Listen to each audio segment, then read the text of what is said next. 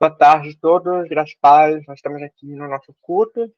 Nós temos para gente a Amanda, Damiana e também a Patrícia. E nós vamos fazer nosso tempo juntos aqui. Talvez mais alguém entre no meio, mas se alguém estiver assistindo a gravação, gostaria de participar desse culto, Atos Online, você pode fazer sua inscrição no nosso site. A gente vai deixar o link embaixo e vocês podem participar junto conosco nesses cultos que a gente faz online. A Associação Apoia as Três Ondas, a gente dá o nome APOS, que significa Associação Apoia as Três Ondas, é uma organização que trabalha e visa alcançar os povos indígenas. E a gente está construindo uma comunidade, uma rede de pessoas, voluntários de diversos lugares no Brasil, e Deus tem tocado no coração de muitas pessoas. E nós realizamos Ação por Mim, começou com Ação por Mim. Depois surgiu o treinamento, Escola Atos, que traz uma capacitação, treina e prepara as pessoas para entender como funciona o trabalho com os povos indígenas. E depois surgiu mais dois trabalhos, uma delas é o culto Atos Online. Então a gente faz esses cultos por propósito para reunir e fortalecer pessoas de diversos lugares que têm o coração para trabalhar com os povos indígenas e para ser uma comunidade que nós possamos caminhar junto nessa caminhada. Antes de começar, eu queria convidar uma pessoa para orar, qualquer um que estiver desejo de coração, para a gente iniciar esse tempo junto.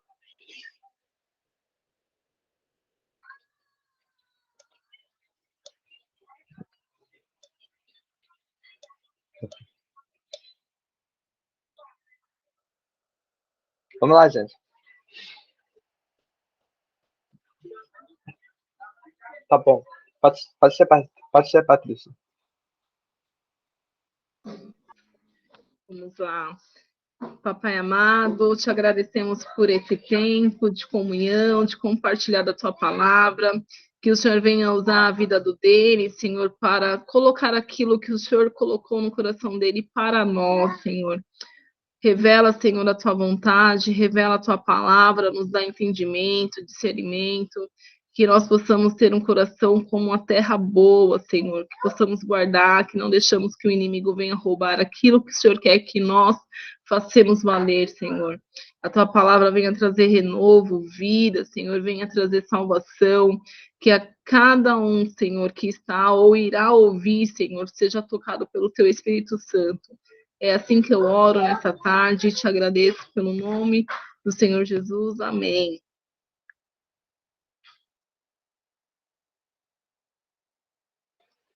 Amém. Obrigado, Patrícia. Eu tenho algo que tem sido no meu coração há bastante tempo, só que algumas vezes eu não consigo encontrar e entender ela por completo. Então, nessa tarde, eu queria tentar juntar algumas coisas que eu tenho articulado nesses últimos tempos e trazer para vocês para ver se ela pode crescer para a gente entender com melhor, com mais compreensão. Eu tenho percebido que, ao passar do tempo, está tendo muita transição, muito desenvolvimento em áreas novas através da tecnologia. E aí a gente percebe que os serviços e trabalhos que pessoas estudaram 50, 40, 30 anos atrás não servem mais para os tempos de hoje, por causa das mudanças através da tecnologia e também as mudanças geográficas e de tudo, a economia e muitas coisas têm melhorado, graças a Deus, mas junto com essa melhoria, ela traz alguns desafios que a gente não sabe encarar, porque as pessoas antes de nós não soube e não viu o que poderia acontecer. E eu vejo dentro do mundo evangélico, isso também está acontecendo. Então, eu quero deixar bem claro no início que eu acho que a igreja local, a igreja em si, a forma que ela é feita, não vai mudar de jeito nenhum. Ela vai continuar aquela igreja comunitária, um pastor local, uma congregação local, ela vai continuar. Só que eu vejo que o trabalho e a forma que ela é feita, ela não está servindo para alcançar as pessoas que são mais longe. Eu estou percebendo que há uma necessidade de nós conseguirmos desenvolver um trabalho diferente entre os povos indígenas para que nós possamos alcançar cada criança indígena de todas as comunidades indígenas, por causa da distância, por causa do limite de recursos e por causa de vários fatores, a gente percebe que o trabalho transcultural em si é muito demorado. Então, para nós conseguirmos mudar essa realidade, nós precisamos estar preparados para aprender coisas novas e ajudar outras pessoas nessa transição para que nós possamos romper para poder alcançar todos os povos indígenas em conjunto. E Billy Graham, o grande evangelista, ele falou uma coisa muito interessante durante a sua vida. Ele falou: o próximo grande evangelista que vai alcançar a América serão os próprios povos indígenas que irão alcançar a América para Cristo. Então, eu faço a pergunta: por que nós não podemos fazer isso para que todos os povos indígenas sejam capacitados para alcançar todas as pessoas no mundo inteiro? Os povos indígenas não possam ser como esse conceito da terceira onda alcançar o mundo inteiro. Por que os povos indígenas não possam se tornar os próprios propagadores, as pessoas que irão proclamar o evangelho para as pessoas que estão fora das reservas e no mundo inteiro? Então, muitas vezes, a igreja envia missionários e acha que aquele determinado lugar é a finalidade que vai acontecer. Mas eu acredito ao contrário.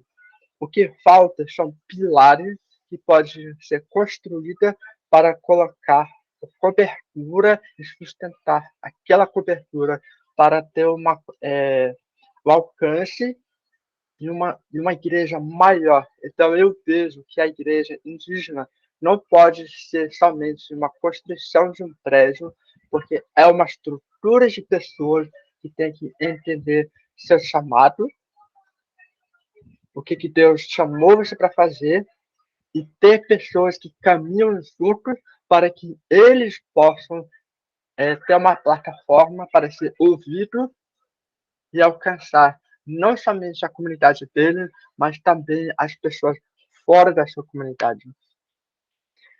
Então, eu vejo que tem uma igreja que está se formando através de todas essas mudanças no mundo, através da pandemia. Está tudo mudando radicalmente.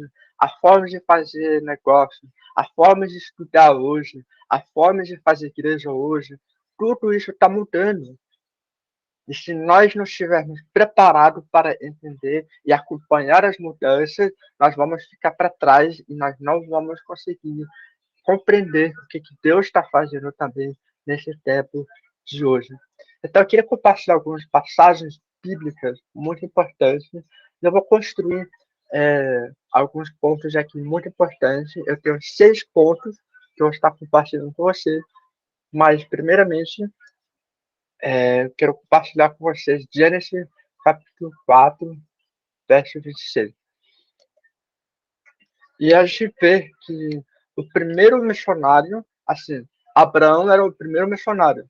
Ele foi enviado para um lugar novo, mas ele não propagou alguma mensagem. Ele simplesmente obedeceu a voz de Deus, a direção de Deus, e ele foi com ele e sua família de uma promessa que iria acontecer não no seu tempo, mas além do seu tempo. Mas a primeira pessoa que foi destacada na palavra de Deus em relação de despertar os homens é o Sete, e nós. Eram em nós filho de Sete. Então, a palavra de Deus diz em Gênesis capítulo 4, 26. Também a Sete nasceu um filho, a quem deu o nome de Enós. Nessa época, começou-se a invocar o nome do Senhor. Então, nessa semana, durante a nossa oração, eu estava meditando e Deus tem destacado muito essa passagem nos últimos tempos. E eu tenho orado para Deus nesse tempo que nós precisamos de pessoas que tenham convicção do seu chamado. E através das palestras de vários professores da Escola Ato, eles têm falado muito sobre os chamados de Deus sobre nossas vidas. E eu senti no meu coração que Deus falou: todos estão chamados, todos têm um chamado, todos têm um propósito. Então, ponto 1, todos têm um chamado, todos são chamados, todos têm um propósito de porque estão aqui na Terra e porque eles nasceram. Todos. Só que o problema, nós e as pessoas não chamam e não clamam ou não buscam a face de Deus. Então a gente vai ver nesse próximo versículo, que é muito importante, Jeremias 33, verso 3. Clame a mim e eu responderei, e lhes direi coisas grandiosas e insondáveis que você não conhece. Clame a mim. Clame a mim. Jeremias está dizendo que Deus está falando, clame a mim e Deus vai responder. Deus vai responder. Talvez não no nosso tempo, talvez não da forma que a gente pensa, talvez não da forma que a gente acha, mas Ele vai responder coisas que nós nunca pensávamos e a gente nem conhece. Que é fora da nossa imaginação, fora daquilo que nós podemos esperar.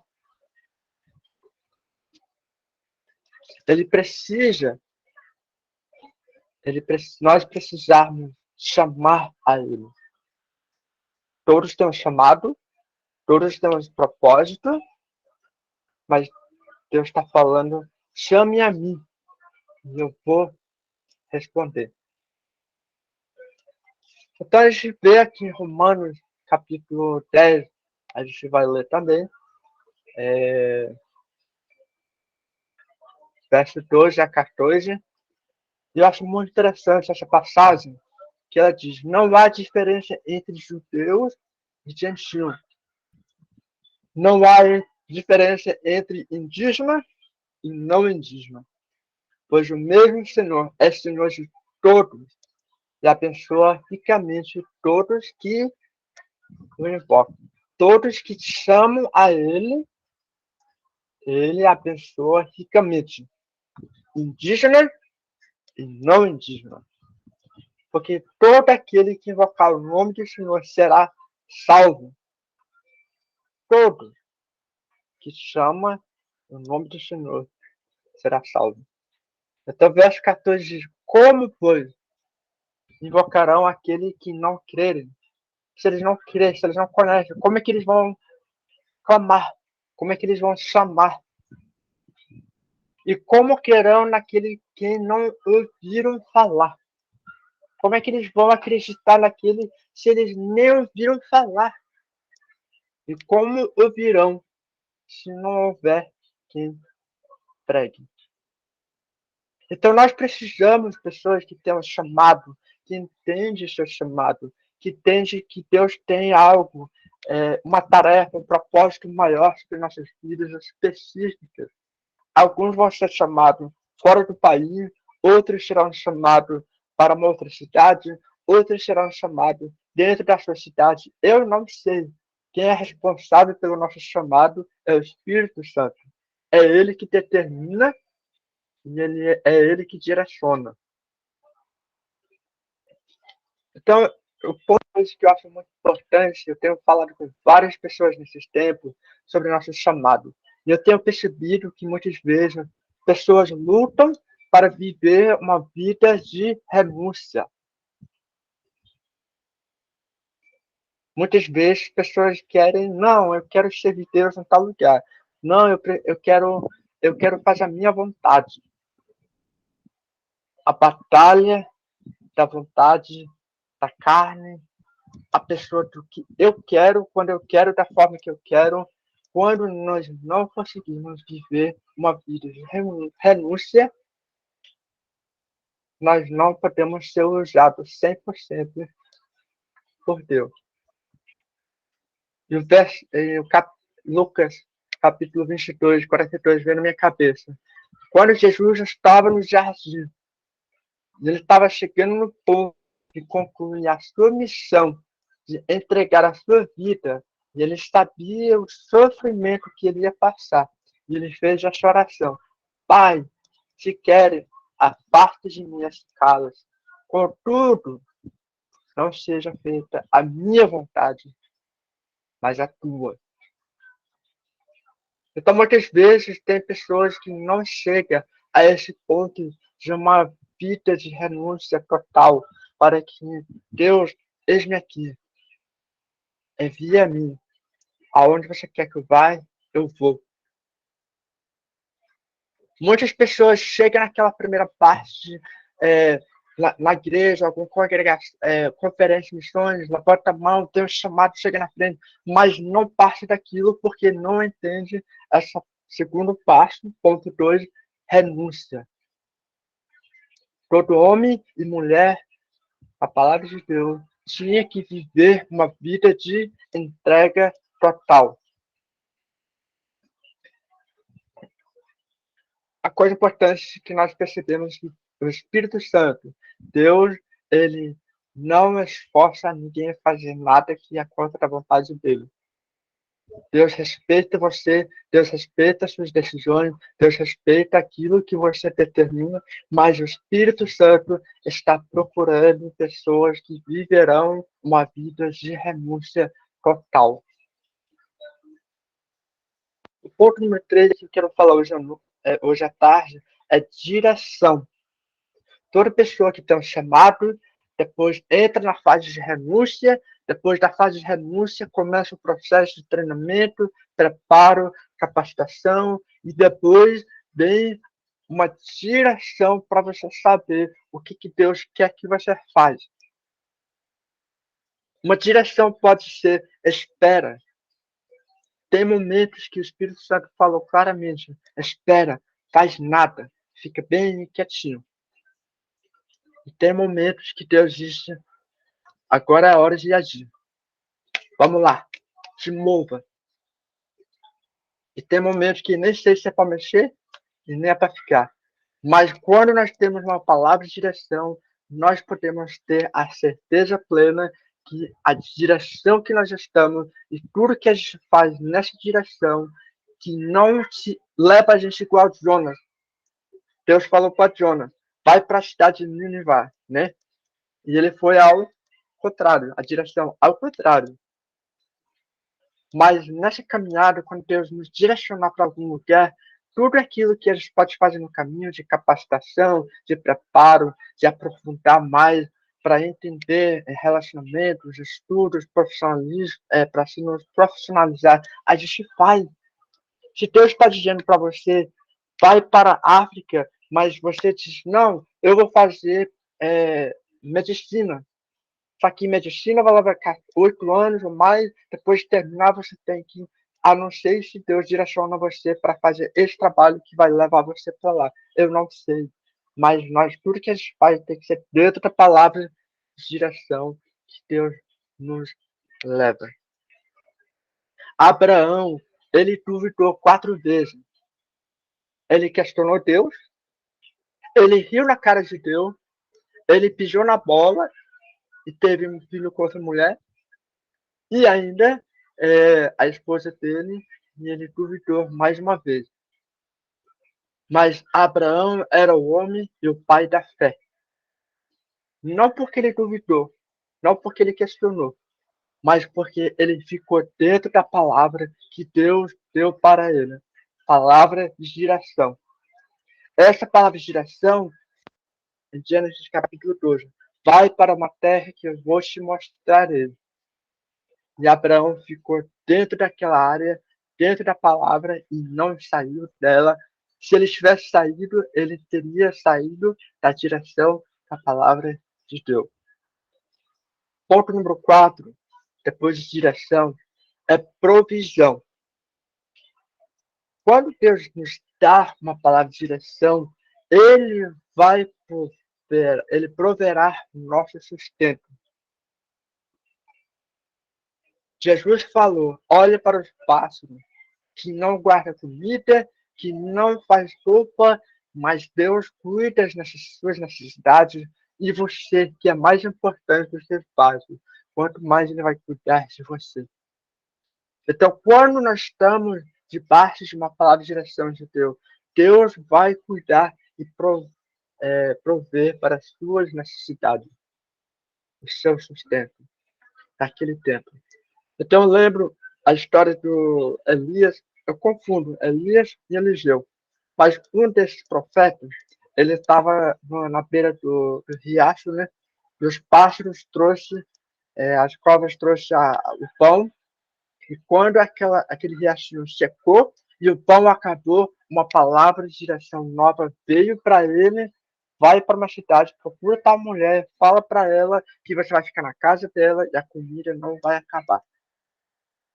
Então, quando uma provisão acabar, nós podemos entender possivelmente que é hora de a gente procurar outra direção.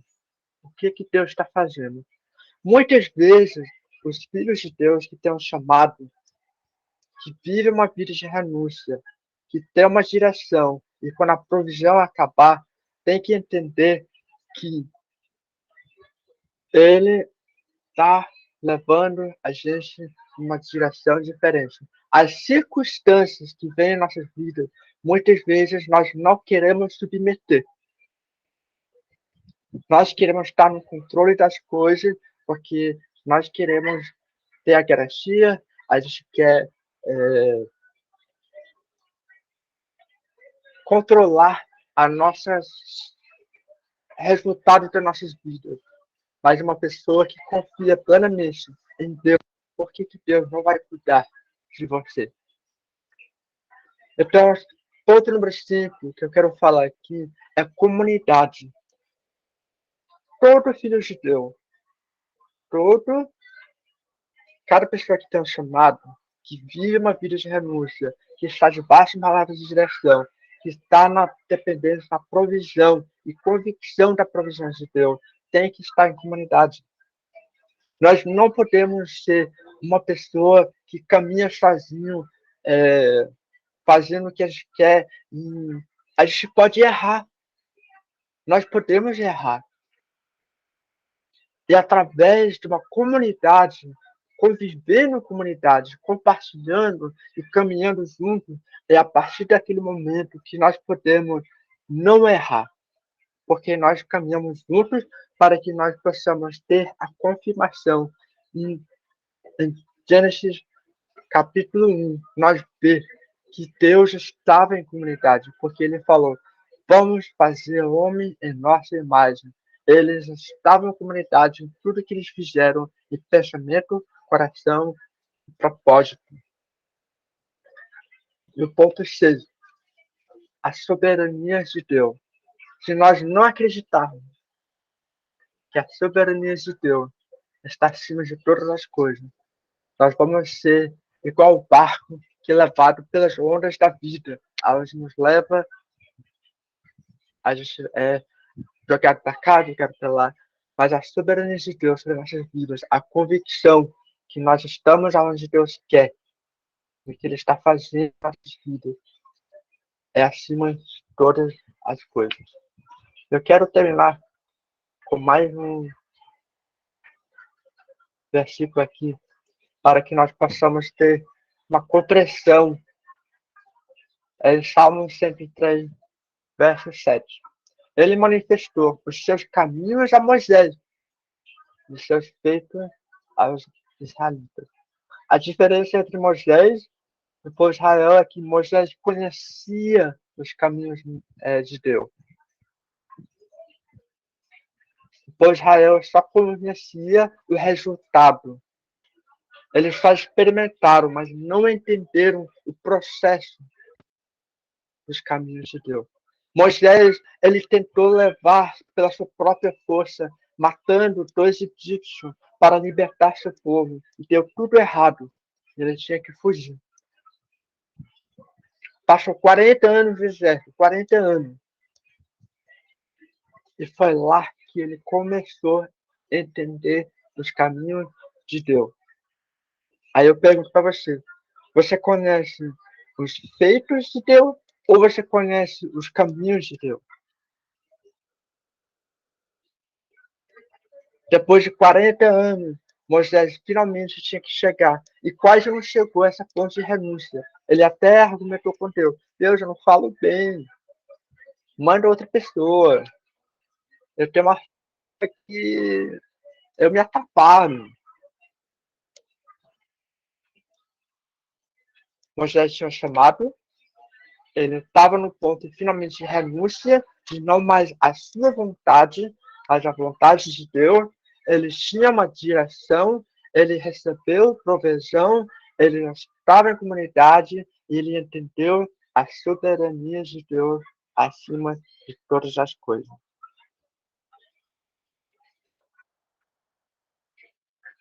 Então, cada dia que passa, mais e mais, eu converso com pessoas que têm passado por nós, e eu tenho visto que eles tinham esse coração queimando, tinham chamado, tinha que alcançar os povos indígenas, mas 1% desses centenas de pessoas que passou são poucos que ficam. E esses poucos que ficam, eu tenho visto que nós temos que começar a intensificar a compreensão que nós nascemos antes de ser criado no ventre de nossa mãe, nós fomos chamados por Deus para fazer algo além da nossa capacidade. E se nós não rendermos como um oleiro que trabalhando com o barro, aquele barro que fica na terra, não se torna em nada, mas pegando aquele barro, o oleiro pega, bate, amassa, ele fica rodando. Algumas vezes no vídeo ela fica só rodando, rodando, rodando, sem saber, até o oleiro ver que o instrumento está pronto para ser usado por um propósito maior. Então, processos de Deus em nossas vidas, as circunstâncias de Deus em nossas vidas, ela vai nos tornar uma pessoa que será preparada para poder fazer a obra e realizar os chamados e propósitos de Deus sobre nossas vidas. Não é pela nossa força, não é pela nossa inteligência,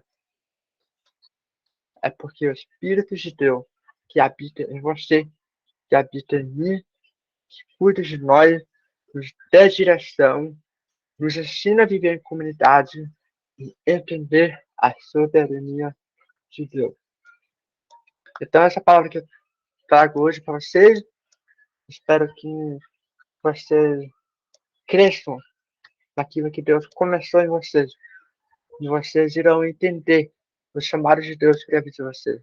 Eu espero que esse chamado tenha um pouquinho algo envolvido com os povos indígenas, porque daqui para frente eu quero construir pilares.